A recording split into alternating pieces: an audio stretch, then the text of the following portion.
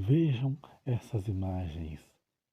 São da terrível caça às bruxas, na qual a Igreja Católica chamou, entre aspas, de Santa Inquisição. Milhares e milhares de pessoas foram falsamente acusadas, torturadas e queimadas vivas por pessoas que se diziam cristãs. Agora, a pergunta que fica é: como o cristianismo saiu de quem não tem pecado que atire a primeira pedra, de perdoar 70 vezes 7, de oferecer a outra face, de amar o seu inimigo como a ti mesmo e de ajudar os órfãos, viúvas, sem lares, doentes e presos? Como eles deturparam o seu maior mestre? Como eles distorceram a Sagrada Escritura do Novo Testamento de Cristo Jesus? Esta é a pergunta que nos fica. Saíram do amor a queimar pessoas vivas. Vejam este homem chamado Jim Jones, elegante, vestido de trajes finos. Ele era um pastor muito renomado nos Estados Unidos nas décadas de 50, 60 e 70. Fundador da igreja Templo do Povo dos Discípulos de Cristo. Que nome bonito! Templo do Povo dos Discípulos de Cristo.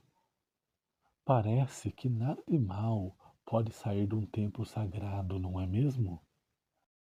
Mas Jones, com a sua ótima oratória e com pregações, ele prometia um paraíso, igualdade e salvação para todos os seus fiéis, que começaram a segui-lo em fascínio, que logo se transformou em lealdade, que mais tarde se converteu em fanatismo e idolatria da sua imagem.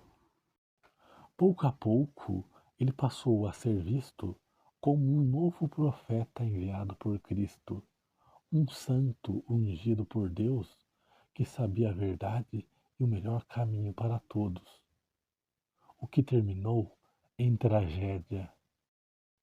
Nos jornais da época começaram a pipocar escândalos do pastor Jones, como uso de drogas, adultérios, roubos, violências, abusos e corrupções. Mas os seus fiéis, cegos pela fé em seu líder máximo, diziam que era perseguição religiosa contra o seu santo e iluminado, entre aspas, profeta. Jones, em paranoia, começou a falar que Deus estava pedindo para eles venderem tudo e darem para a igreja, que quem não obedecia a ele iria diretamente para o inferno. E, em 18 de novembro de 1978, ele convenceu os membros da sua congregação, pasmem senhores, a tomarem veneno. Ninguém contestou, pois, entre aspas, era a ordem do profeta santo, sagrado, que ouvia e falava com Deus. E o resultado, senhores, foi que mais de 918 pessoas faleceram naquele dia. Como eles conseguiram distorcer o cristianismo, que é sobre amar a Deus e ao próximo como a si mesmo? Como eles distorceram ajudar e ajudar, amar e amar para isso? Agora, o último exemplo é de um grande povo, muito culto, estudado e rico, que cometeram um grande holocausto por causa de um líder psicopata, drogado e louco. Este homem medíocre, com seu bigodinho, um Zé Ninguém derrotado, maluco, sem valor e capacidade alguma, que já tinha, inclusive, sido preso, pegou todas as insatisfações dos alemães que passavam por uma profunda crise e, através de falsas promessas de uma vida melhor para todos, que ele sabia o melhor caminho, que ele era o Messias, Salvador, que através dele e de seus valores nobres que ele trazia, entre aspas, as famílias e a pátria seriam grandes e prósperos de novo, e que os culpados de todos os males que eles viviam eram os judeus, ganhou milhões e milhões de seguidores e apoiadores para sua causa perversa, entrando em uma espiral de fanatismo, militância, fé e idolatria, culminando, senhores, na maior guerra de todos os tempos. Eu não posso colocar as imagens aqui, mas me ouçam com atenção. Pessoas que antes eram comuns, sem fichas criminais, pais e mães de família, religiosos e honestos, colaboraram e participaram do extermínio de milhões e milhões de pessoas só porque um líder que surgiu do nada os incentivou a isso. 6 milhões de judeus foram exterminados por causa disso, fora os milhões de prisioneiros soviéticos, poloneses, ciganos, sérvios, homossexuais, deficientes e opositores. Pasmem, senhores, pasmem. Por causa de um homem psicótico, perverso e psicopata, o mundo entrou na maior guerra de todos os tempos, que teve mais de 90 milhões de baixas. Isto mesmo, 90 milhões de baixas. Então, recapitulando, a Santa Inquisição foi promovida e motivada por uma população histérica e irracional que obedeceu cegamente a algum papa, líder e etc. E qual seria, senhores, a explicação para esses fatos que se repetem de tempo em tempo? Estas ocasiões de loucuras, amoralidade e falta de juízo coletivo, para a filosofia, psicologia e ciência, são três, pelo menos, que eu vou colocar aqui agora. O primeiro é psicose coletiva, quando boatos, teorias da conspiração e discursos se espalham em efeito manada, contagiando um grande grupo de pessoas, fazendo-as apresentar em conjunto emoções exacerbadas de medo, pânico, euforia ou ódio, junto com crenças coletivas infundadas, perda de juízo, desconexão da realidade e comportamento irracional em que fatos distorcidos e até imorais passam a ser aceitos pelo grupo. 2.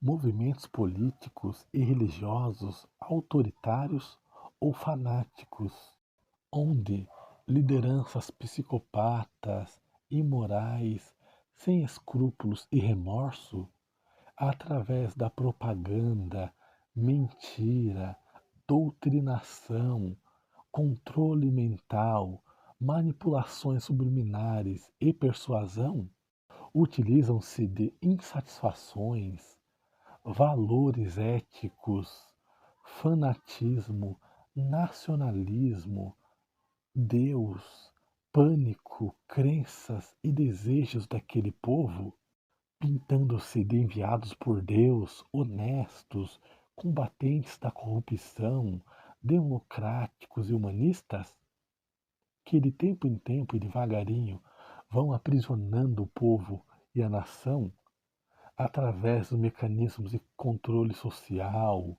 perseguição de opositores, aniquilação da dignidade humana e etc., que acontece o que aconteceu, por exemplo, na Alemanha. E por último, a banalidade do mal, cunhada pela grandíssima filósofa Hannah Arendt, que demonstrou que o mal pode ser praticado por pessoas comuns, não por maldade inerente ou premeditada, mas por ausência de pensamento crítico, cumprimento de ordem sem questionar e adaptação a um sistema totalitário que normaliza a desumanidade. A filósofa desenvolveu esse conceito ao ver o julgamento de um alemão chamado de Adolf Eichmann. Hannah Arendt percebeu que, apesar do que ele tinha feito, Eichmann não era um monstro sádico, mas um homem medíocre, obsessivo por ascensão social, que não percebeu a gravidade dos seus atos, os justificando perante ao júri que ele apenas seguiu ordens e leis. Então é isso. Seja por psicose coletiva, onde um grupo em efeito manada quebra com a racionalidade e a ética, ou por movimentos fanáticos e autoritários que aprisionam e fazem lavagens cerebrais em seus fiéis, ou pela banalização do mal, onde pessoas comuns, por ausência de pensamento crítico, cumprimento de ordens sem questionar e adaptação a um sistema totalitário que normaliza a desumanidade, cometem barbaridades sem questionar. E a solução, senhores, para que isso nunca mais ocorra novamente, está no despertar do ser humano, na autoconsciência crítica, independência do indivíduo e autoliderança e responsabilidade ética. Se o homem continuar dependendo de liderança e grupo, continuaremos cometendo crimes contra a humanidade e a natureza.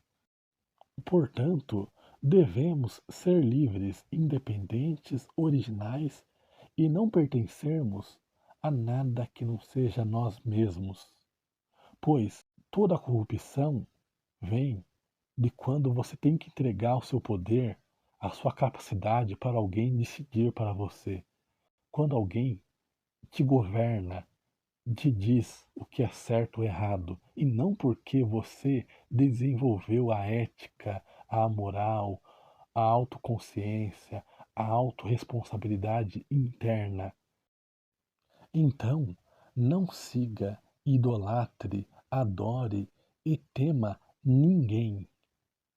Não se enquadre, não pertença à direita ou à esquerda, Corinthians ou Palmeiras, Brasil, Estados Unidos ou China, ateísmo ou religiosidade. Não tente agradar os outros. Seja você mesmo. Seja um humano virtuoso e autêntico. Critique todos os lados. Caminhe com as suas próprias pernas. Pense por si mesmo e siga o seu solitário caminho, pois só você pode mudar a sua vida. Só você pode melhorar ou afundar a si mesmo. Pois a vida não é sobre os outros. A vida, na sua maior parte, é sobre você mesmo. Cada humano possui um cérebro e coração. Cada humano deve agir seguindo a si mesmo, com amor, sabedoria e responsabilidade. Não viva como vivemos hoje, onde O humano se sente uma ovelha acéfala que precisa pertencer a um rebanho e a um pastor. Enquanto o homem precisar de liderança e grupo, aí estará a barbaridade, ditadura, lavagem cerebral, opressão, corrupção, inconsciência e infantilidade. Devemos racionalizar a natureza das nossas ações. Devemos ser solitários e solidários, pois quem precisa de liderança de qualquer tipo de natureza, que precisa pertencer a grupo, seja religião, partido, time, ideologia e nação, para viver e sentir-se bem, é ainda fraco, infantil e imaturo. O homem desperto, iluminado e sábio é aquele que não pertence a nada que não seja a si mesmo, que não segue, adora, necessita ou teme ninguém, que respeita a pluralidade, faz o bem e evita o mal, não por medo, mandamento, opinião dos outros ou lei. Ele faz o bem e evita o mal porque é humano fazer isso e ponto final. Então, queridos, suspeitem de todos os movimentos de massa, de todas as lideranças, seja religiosas, políticas e etc. Lembre-se dos padres, gurus que se mostravam castos e santos de seus crimes, dos países que se demonstram democráticos e das suas constantes guerras, dos políticos que se mostram preocupados com o povo e das suas corrupções. Então, se liberte desses pessoal que dizem que eles têm o caminho, só eles, que quem é contra está errado. Não siga modas e seja livre, original, racional, amoroso e altamente crítico. Critique, analise com profundidade tudo. Sejam os senhores de si mesmos. Caminhem com as suas próprias pernas. Duvide de todos, pense e siga a sua própria alma.